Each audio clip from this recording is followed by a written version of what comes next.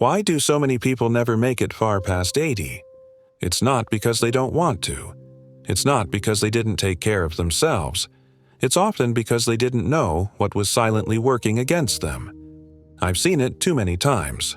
Friends and neighbors, good people, full of life.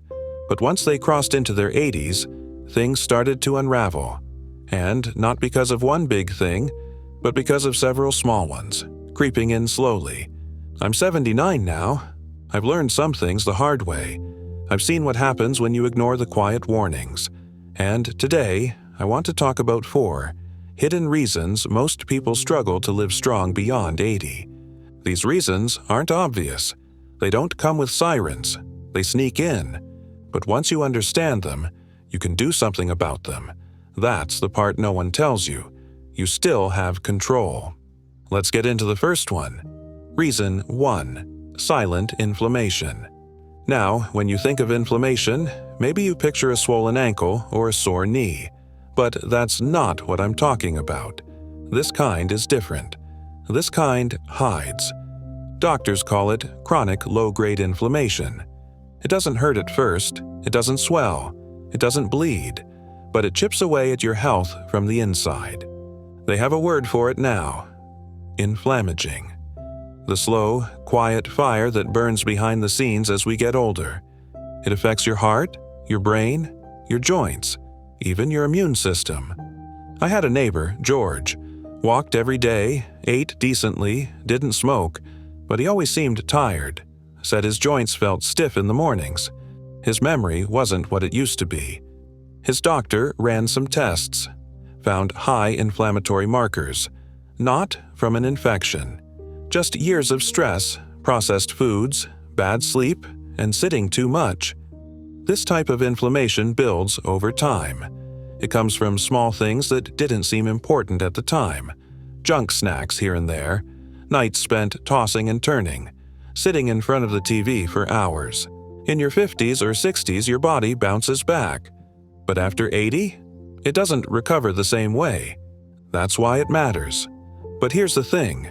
Reducing inflammation doesn't take miracles. It takes little changes. Eat more whole foods, fewer boxes, more real food. Walk every day. Doesn't have to be far, just consistent. Sleep better. We'll talk more about that later. These small steps lower that internal fire. They give your body space to repair. And when that inflammation drops, everything works better. Reason 2. Muscle loss.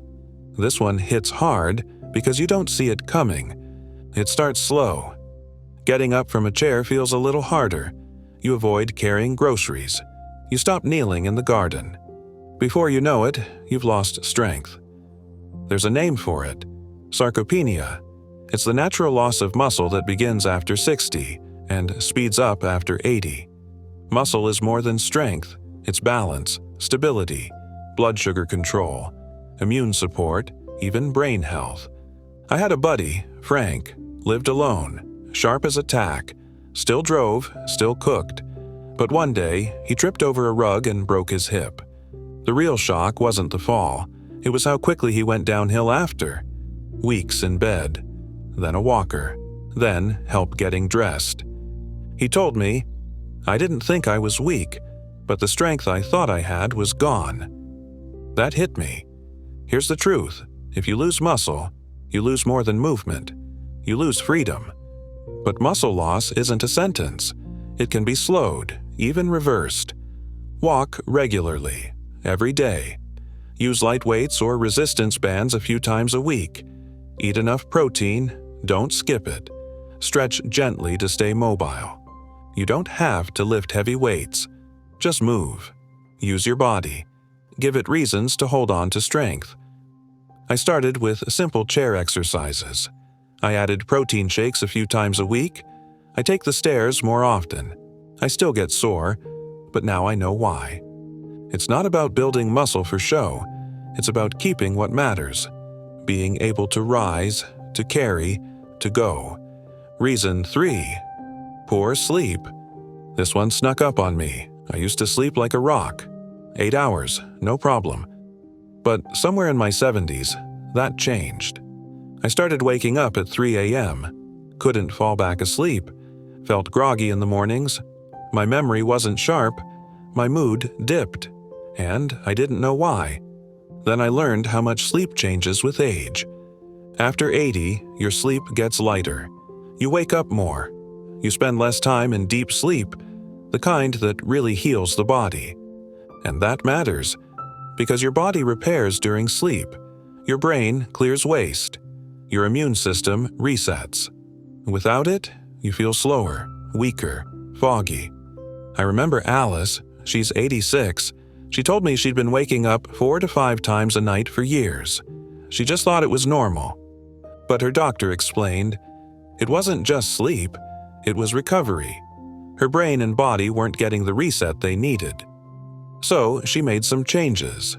She stopped drinking caffeine after lunch. She kept a regular bedtime, even on weekends. She got natural light every morning for 15 minutes. Slowly, things shifted. Her memory improved. Her mood lifted. She had more energy during the day. Sleep isn't just rest. It's medicine. And the older we get, the more we need to protect it. Create a bedtime routine. Keep lights low.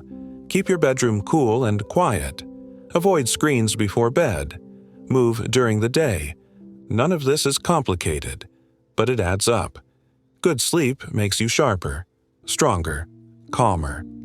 After 80, it may be the most underrated tool you have. Reason 4, loneliness and the loss of purpose. This one's personal.